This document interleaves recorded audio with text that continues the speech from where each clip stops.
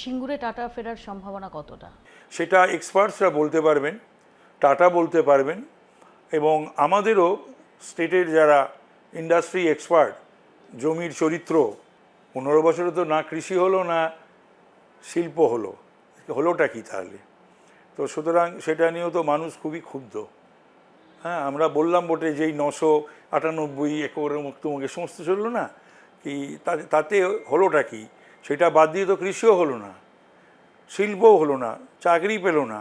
সবচেয়ে বড় কথা হচ্ছে যে পশ্চিমবাংলা বা কলকাতায় যাতে পরিবারের সঙ্গে থাকতে পারে, ছেলে মেয়ে স্ত্রী মা বাবার সঙ্গে থাকতে পারে, রুটি রুজি জীবিকার জন্য যাতে বাংলার বাইরে, ভারতবর্ষের বাইরে যেতে না হয়, এবং সেই বাংলার পুরনো ঐতিহ্যে গরিমায় যাতে ফিরে আসে, এবং ছেলেরা, তরুণ তরুণী যুবক যুবতীরা যাতে শুধু তো সরকারি চাকরির ওপর ডিপেন্ড করলে হয় না। আজকের এই যে আমাদের পপুলেশন এবং যে সংখ্যায় গিয়ে দাঁড়িয়েছে বেকার ছেলে মেয়ে, সেখানে আমাদের এই বেসরকারি শিল্প, বেসরকারি উদ্যোগের ওপরও নির্ভর করতে হয়। তো সেখানে তাপসদা আমার জিজ্ঞাসা হচ্ছে, এক্সিস্টিং যে শিল্পাঞ্চল আমাদের রয়েছে, যেগুলো অনেকটাই যার গরিমা ফিকে হয়ে গেছে, সেটা আপনি হলদিয়া বলুন, সেটা আপনি ব্যারাকপুর বলুন, সেটা আসানসোল দুর্গাপুর শিল্পাঞ্চল বলুন, এই যে এক্সিস্টিং যে শিল্পাঞ্চলগুলো, সেগুলোকে রিভাইভ করার না, সেটাগুলো তো রিভাইভ করতে হবে। পুরোটাই তো চলে গেল ইটবালি চুনসুরকি সিমেন্টে, তা কী হবে? পুরোটাই তো সিন্ডিকেটে চলে গেল, তাই না?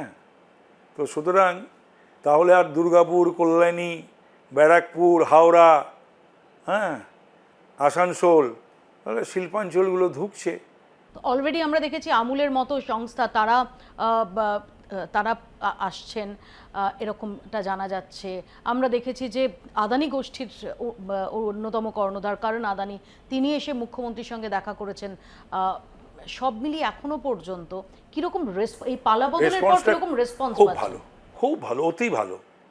আমি বলছি যে আমি শুধু তো ওদের মিট করতে সময় দিতে ঈশ্বরের আশীর্বাদে হিমশিম খাচ্ছি।